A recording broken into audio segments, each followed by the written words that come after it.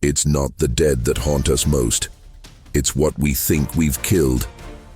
Imagine a creature that has died more times than it has lived. Buried by hunters, betrayed by science, forgotten by history. And yet, she still breathes. In the shadows of the Tasmanian forests, some swear that when the fog settles and the wind cuts through the trees, striped eyes watch from the underbrush. Eyes that should no longer exist. Eyes that belong to the Thylacine. But what if it never truly vanished? What if extinction is just another form of blindness? This isn't just the story of a lost animal. It's the autopsy of a shared guilt. The tale of a ghost with claws and stripes who won't rest, not until we finally hear its true voice. And before we move on, a question lingers in the air like a howl no one dares to answer. What if the last Thylacine never died? The Thylacine was not born a monster, nor legend. Their true story begins long before the fog, the sightings and the disappearances. It begins when Australia was still a divided continent, an echo of Gondwana covered in ancient jungles and deserts that whispered in forgotten languages. Thylacinus, cynocephalus, wolf head with pouch, was not just a predator, he was the very embodiment of resilience. Isolated in Tasmania approximately 4,000 years, when the Bass Strait separated the island from the mainland, the Thylacine became king without rival. Their habitat was dense eucalyptus forests, thorny bushes and open grasslands, landscapes shaped by wind and ash, where the rules were dictated by the most astute, not the strongest. Your body, a design paradox, thin, muscular, up to 1.80 meter long, including the stiff, whip-like tail. It weighed from 15 to 30 kilo, with black stripes on his back that, like a secret code, merged him with the lurking shadows. But the jewel of his anatomy was his jaw, a lethal hinge that could open at almost 120 degrees, more than any other known mammal. As if nature had granted him a steel trap embedded in flesh. He opened his mouth not only to hunt, but to show a threshold to hell, said some settlers. The Thylacine was opportunistic carnivore, feeding on small kangaroos, birds, wombats, and rodents. He didn't run like a wolf, he didn't ambush like a feline. His style was that of a patient pursuer, stalking its prey with measured steps and short bursts of speed, a silent dancer among the ferns. Curiously, its hind legs were longer than its front ones, which allowed it to give small kangaroo jumps when he felt threatened or wanted to change direction quickly. It wasn't elegant, but it was effective. His sense of smell, sharp as that of a sniffer dog, guided him through miles of rugged terrain. His hearing, adapted to pick up even the faintest rustling in the undergrowth, warned him of rivals and prey alike. But the Thylacine not only hunted with its body, I hunted with him silence. Its movements were so subtle that the Palawa Aboriginal people of Tasmania called it Corinna, which means he who passes without being seen. Was it a wolf? A marsupial? A biological enigma? The answer is even more fascinating. Despite its striking resemblance to canids, the Thylacine was not related to wolves or foxes. It was a case of convergent evolution. Nature, faced with similar problems in distant places, creates similar solutions. As if the planet, in its infinite experiments, had tried to design a wolf using marsupial genes. Its closest relatives were not wolves, but marsupial creatures such as the Tasmanian devil, Sarcophagus harrisii, and quolls. And yes, like a good marsupial, the Thylacine females had an abdominal bag for their offspring. A bag that opened at the back, unlike kangaroos, to prevent dirt from entering while running. When they were born, the dogs, they were tiny, pink blind. A thread of life that depended completely on maternal protection. They would take refuge in the bag for up to 3 months before going out into the world, still wobbly and curious. The hatchlings showed more marked stripes than the adults, extra, camouflage while they learn the secret codes of hunting. If you close your eyes, you can almost see them. A family of thylacines at dawn, the babies playing among roots and bushes, the mother watching with amber eyes while the forest breathes its first breath of light. Despite being solitary in hunting, there are indications that the thylacine, they were not strictly antisocial.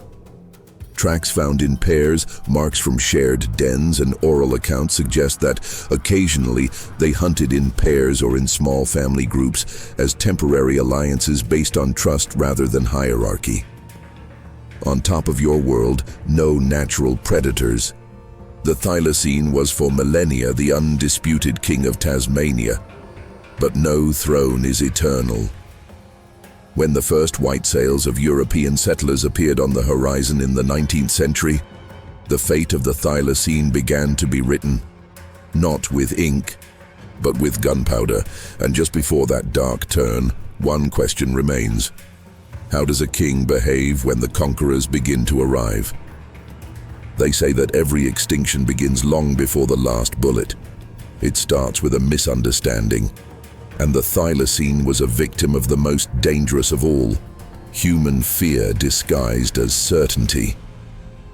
At the beginning of 19th century, Tasmania was not called Tasmania, was Van Diemen's Land, a remote corner of the British Empire converted into a penal colony. Ships loaded with convict soldiers and settlers landed on an island where the eucalyptus trees smelled of eternity, and the creatures seemed to have escaped from a prehistoric dream. For European settlers, the thylacine was not a biological treasure. It was an economic threat. Its appearance, a disturbing mix of wolf, tiger, and demon, fitted perfectly into the legends that the British brought with them. Nocturnal beasts that tore cattle, ghosts with teeth. And when the first sheep began to disappear into the cold nights, the blame automatically fell on the thylacine. I have seen his eyes at the edge of the corral, yellow like the devil's gold. A colonist noted in his diary in 1827. The truth? They were probably wild dogs, introduced by Europeans, or simple accidents in brutal terrain. But prejudices have sharper fangs than any predator. In 1830 began what we could call the Great Hunt. Rewards were offered. £1 for every thylacine killed, a small fortune for the time. The hunters, armed with shotguns, steel traps, and trained dogs, began a ruthless chase.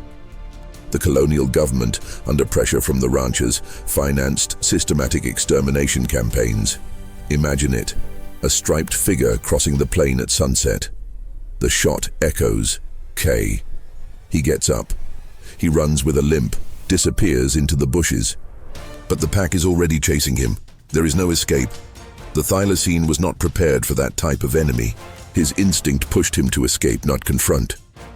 He also had no immunity against new diseases that European dogs brought with them.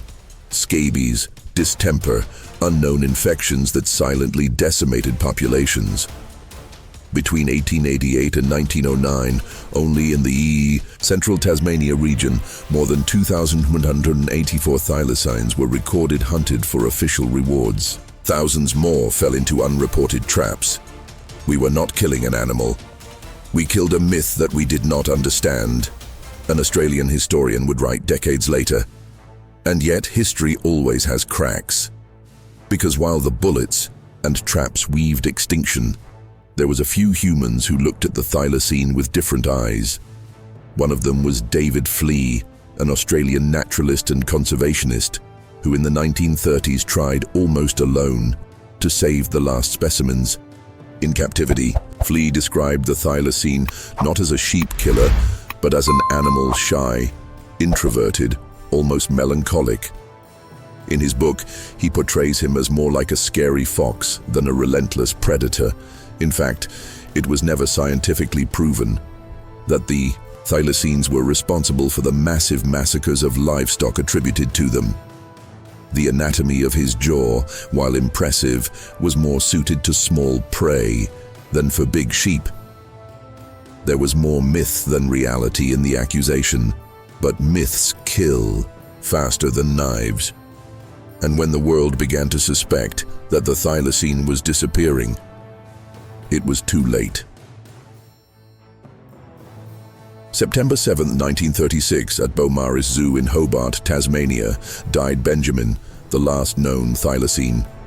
A male who had spent years in a small cage, watched with more indifference than admiration. He died alone, from exposure to the bay, cold, just 2 months after the Tasmanian government finally declared the species protected.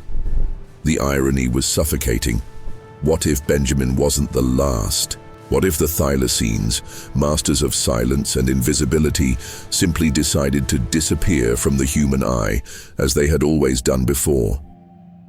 That question, floating like a mist in the Tasmanian forests, fueled the first legends of hidden survivors. Starting in the 40s and 50s, the unconfirmed sightings, striped shadows crossing deserted roads, mysterious footprints in remote mudflats, howls that belonged neither to dogs nor to demons. I saw it. I swear on my mother. It crossed in front of my car on the Miena Road. It had stripes. It wasn't a dog. Testimony collected in 1982.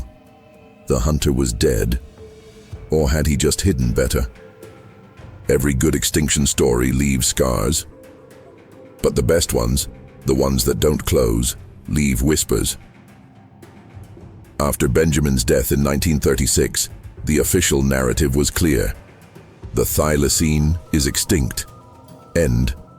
Closing of chapter. Sealed files. But the island of Tasmania, with its mist-shrouded peaks and forests as old as Pangaea, is not a place where stories resign themselves to obediently die. Because when science turns off the flashlight, imagination lights torches. Starting in 1945, reports began to leak disturbing, scattered testimonies from farmers, park rangers, and travelers who claimed to have seen the impossible, live Thylacines. Striped creatures that glided like shadows along forgotten paths. Footprints with 4 fingers and elongated pads marked in the mud. Even excrements with remains of marsupials that did not fit into any known species. I saw him on the bank of the Tiana River at 6 in the morning. His tail was as stiff as a stick. He walked with a strange mechanical trot. Sighting report, 1967. The media, hungry for mystery, began to talk about the striped ghost, while some prudent naturalists limited themselves to calling it cryptido, a creature whose existence is suggested but not confirmed. Was it possible?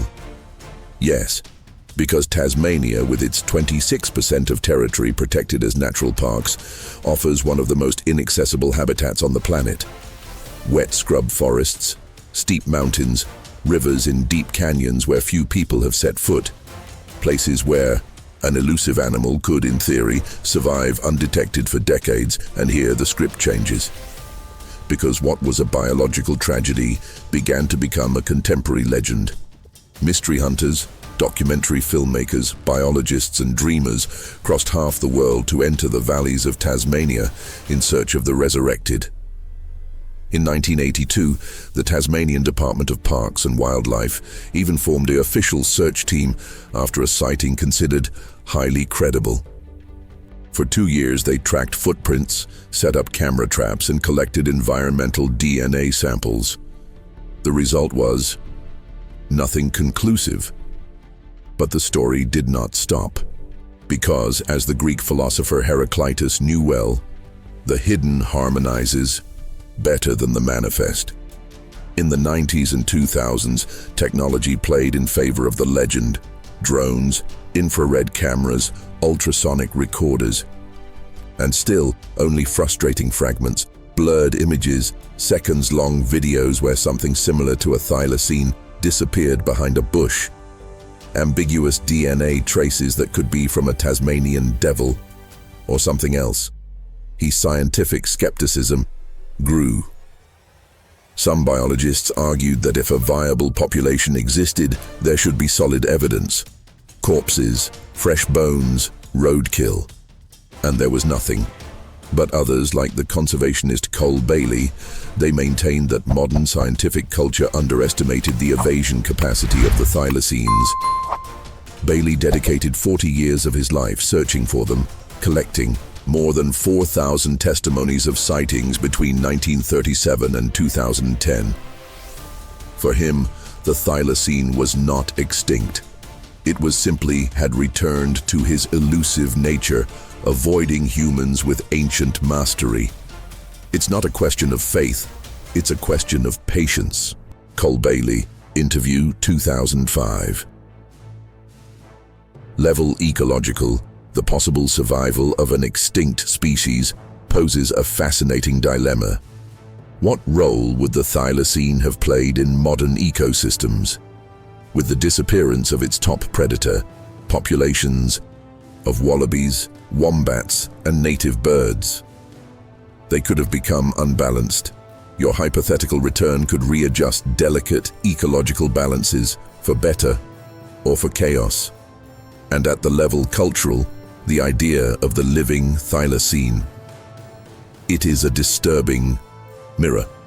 A species that survived the European genocide, that avoided traps, diseases, and human arrogance, only to watch us from the shadows, reminding us that nature does not forget as easily as we think. Today, even in 2025, some continue to be reported 20 to 30 sightings annually in Tasmania and mainland Australia. None confirmed, all discussed. But doubt is sown, and how every good unsolved story, that doubt has claws. What if we don't kill him? What if he just got tired of us? To understand a ghost, you have to know its body. Not the ethereal body of recent sightings, but the real body, tangible, that once left footprints in the soft soil of Tasmania. Because the thylacine was not only an evolutionary oddity, was an anatomical work of art, a marsupial puzzle as perfect as it is improbable. Let's start with the most visible, his silhouette. At first glance, anyone would have sworn it was a wild dog, a stylized canid with the taut musculature of a greyhound and the gait of a lone wolf. But as we got closer, the costume fell apart.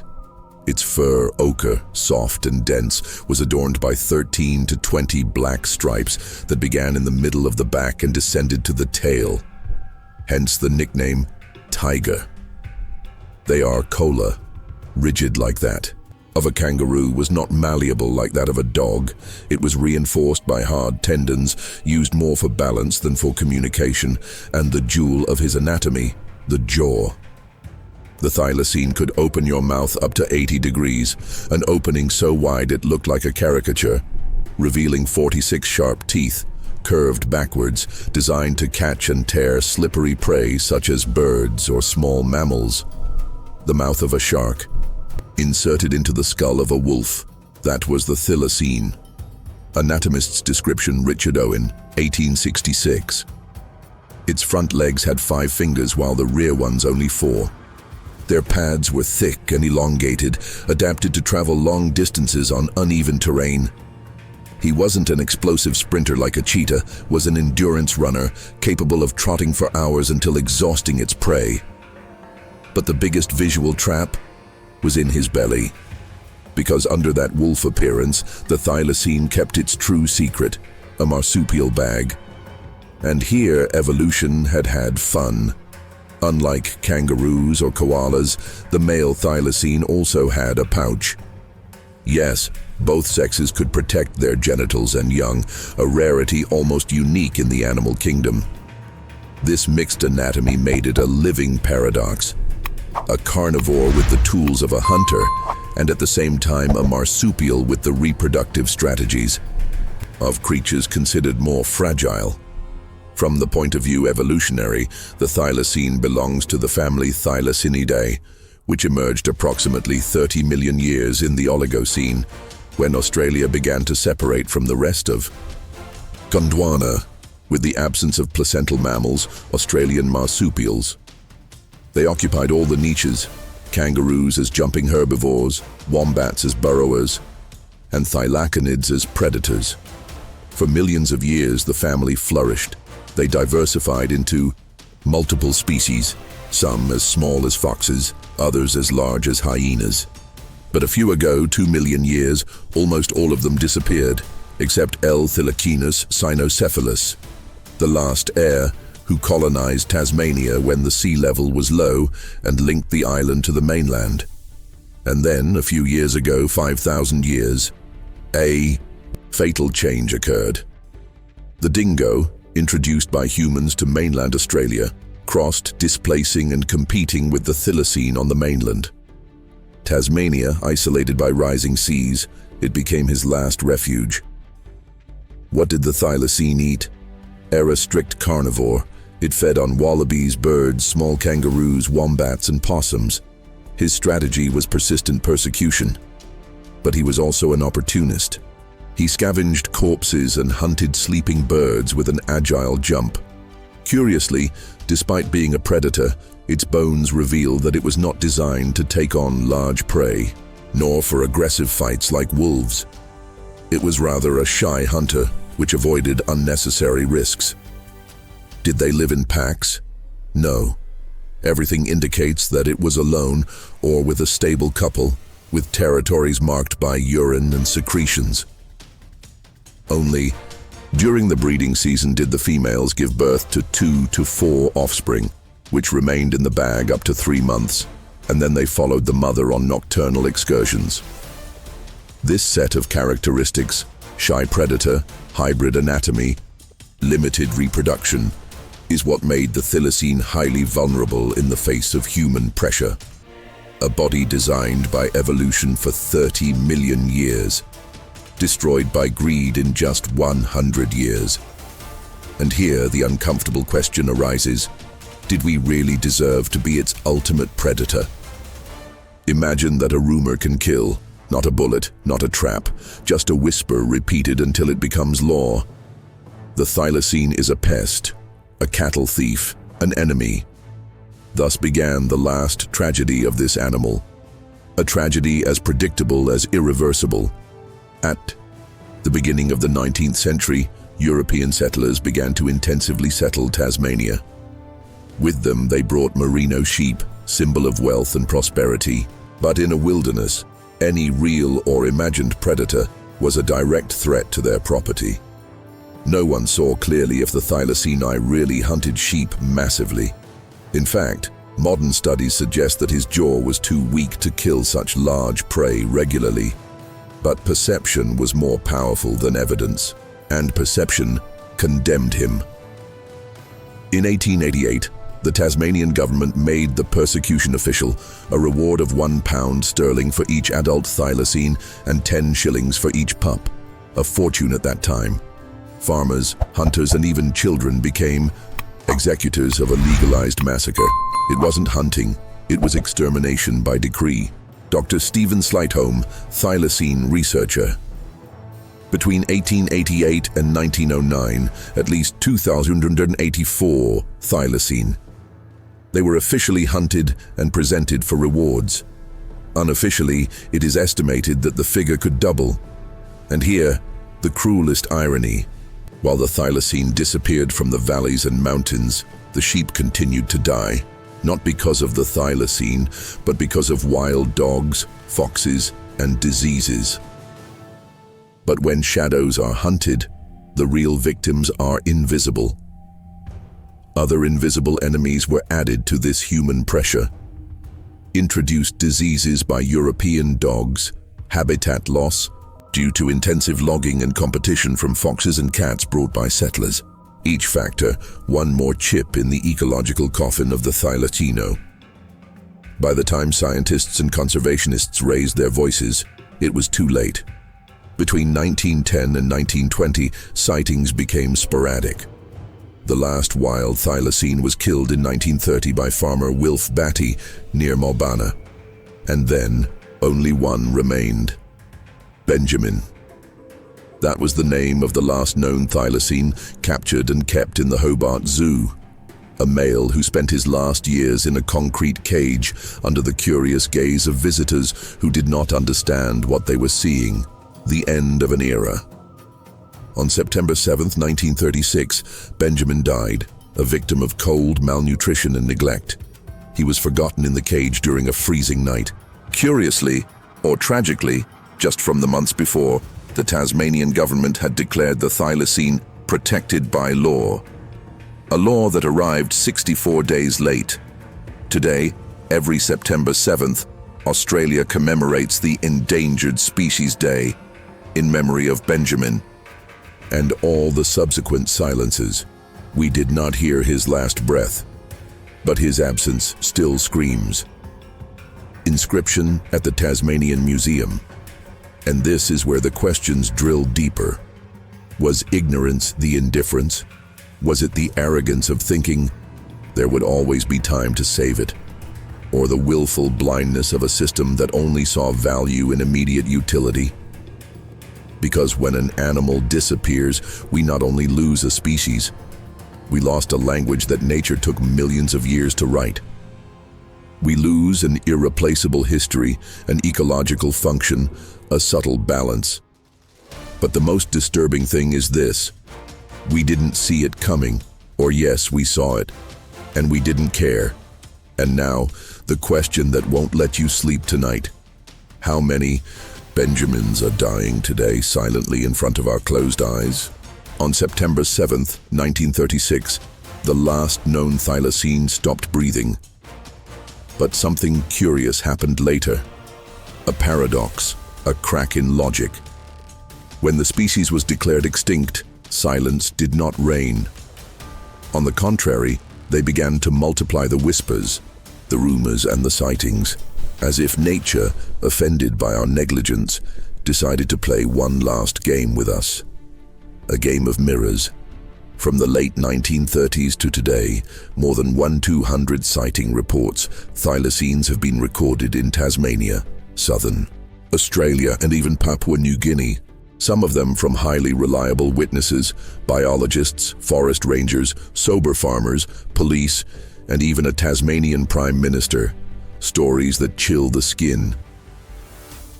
One night in 1982, forester Hans Narding, with more than 30 years of experience, observed during 3 full minutes to a striped animal, the exact size and shape of a thylacine, crossing the road in front of his truck.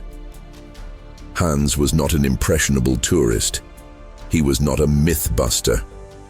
His report was so meticulous that the Tasmanian government launched an official expedition to find the animal. They didn't find anything. Year after year, decade after decade, the stories continue. It was there. I saw it. Sharp stripes on its back, stiff tail. It walked like a wolf, but it wasn't a wolf. Anonymous witness, Tasmania, 1995. Are they simple illusions? Confusion with wild dogs, foxes, or Tasmanian devils, or, as legend whispers, is it possible that a small remaining population has survived, hidden in the most remote valleys, avoiding human gaze for almost a century? A fascinating psychological and cultural phenomenon comes into play here: ghost species syndrome. When a creature becomes extinct so recently and so abruptly, the collective desire for its survival projects the creature on the empty landscapes. It's not a lie. It is not invention. Is hope camouflaged with vision? But what happens when technology enters the board? In recent decades, camera traps, drones, thermal scanners, and environmental DNA analysis have been deployed in the most inaccessible areas of Tasmania. Results: no conclusive evidence, no fresh bones, no feces, ni cadaveres, only diffuse footprints, blurry recordings, shadows in the undergrowth. As if the thylacine had learned the best lesson to survive the human species: be a ghost. And yet, every so often a new video, a new footprint, a new testimony, enough to reactivate the flame. The absence of proof is not proof of absence. Carl Sagan. This confronts us with a deeper philosophical concern. Why do we want it to continue existing so much? It's not just biology, it's not just nostalgia, it's collective guilt. If the Thylacine were alive, even if it were a hidden handful, would redeem our mistake. He would forgive us, in a way. And it is at this point where science and mythology begin to become dangerously intertwined. Because although the real probability of its survival is tiny, hope it becomes the driving force. For expeditions, documentaries, books, forums, and even crowdfunding campaigns, we look for ghosts because we fear we have killed more than just an animal. We fear we have killed a part of ourselves. Now, well, what if science could resurrect to the Thylacine, not looking for it, but creating it? That is the question we will explore in the next chapter. And I warn you, what you are about to discover changes the rules of the game forever. Imagine it. A creature erased from the tapestry of time, rewritten cell by cell, bone by bone, in a laboratory illuminated by the white light of the most advanced technology, the Thylacine. Walking again. What only 20 years ago sounded like science fiction, today is becoming a tangible possibility. Scientists from Australia, the United States, and Europe have started de-extinction projects using the same techniques that once dreamed of bringing back the woolly mammoth. The goal: take DNA extracted from preserved specimens in museums, skins, bones, and even embryos in formaldehyde, and compare it with the genome of its closest living relative, the Tasmanian devil. From there, using CRISPR gene editing, they insert key segments of thylacine DNA in the cells of a Tasmanian devil, a kind of Frankenstein molecular, sewing the past with the tools of the future. It sounds amazing. But here, dear viewer, history forks like a poisoned river. Can we do it? Maybe. Should we do it? That's the real wound. Resurrecting the Thylacine is not just a matter of technique, is an ethical question loaded with dilemmas. If we can bring him back, where will he live? Its habitat has changed, its ecosystem is not the same, its prey has disappeared. Is it really a Thylacine? Or an incomplete copy? A biological simulacrum that only superficially resembles? Are we trying to correct past mistakes? Or playing at being gods without understanding the consequences? Environmentalist David Bowman sums it up like this: resurrecting. An extinct species does not reverse sin, it only adds a layer of arrogance to our guilt. And yet, the temptation is powerful. Colossal Biosciences, a pioneering company in de-extinction, has announced in 2022 that the Thylacinus is one of its priority projects, next to the woolly mammoth. They have received millions in financing, and they have already started advanced genomic sequencing. In a nutshell, the resurrection has already begun. Whether they will succeed or not, no one knows. But one thing is clear. For the first time in human history, we have the tools to play with the line between life and death. The Thylacine, which we once hunted to death, could come back. But at what price? And even more important, are we prepared for what bringing it back would entail? In the next chapter, we will cross another border. We will explore the deep connections between the Thylacine extinction and modern extinctions that threaten our own future. Get ready. The story becomes even more personal. The Thylacine died once, but his story still breathes among us. Listen carefully. Beneath the shiny surface of our modern world, the same forces that erased the Tasmanian tiger, they keep beating like a distant drum, marking the beat of a tragedy that could repeat itself. Deforestation, introduction of invasive species, uncontrolled hunting, habitat fragmentation. Does it sound familiar to you? They are the same weapons that we use mercilessly against hundreds of current species. I'm a leopard, with less than 100 specimens in the wild. He Java rhinoceros, a ghost in the jungles of Indonesia. He sea cow, trapped in the invisible networks of human indifference. Each of these creatures walks the same tightrope that the Thylacine once walked. And if we don't learn, they will fall into the same abyss. Here is the brutal irony. While we spend millions trying to resurrect the Thylacine, we are letting their evolutionary heirs die in real time, as if we were trying to rebuild a broken vase, while we let others fall to the ground. But not everything is hopelessness. Not Tasmania. Conservation groups have turned blame into action. They have reintroduced native species, restored habitats, and created protected reserves where the Tasmanian devil, a close relative of the Thylacine, still survives, barely. And, even more important, they have changed the narrative. It is no longer just about protecting species. It is about remember our ability to destroy and to heal. An old Aboriginal proverb says, "We are the footprints we leave on the earth, and the stories we leave in others." The Thylacinus is that story, a rearview mirror which reflects not only our past, but the hidden routes we could still take. And here I ask you the important question: will the story of the Thylacine be an ignored warning or a beacon that illuminates change?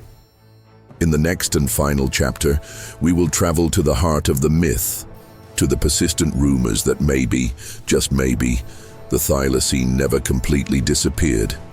Prepare the mind. The final mystery is about to unfold.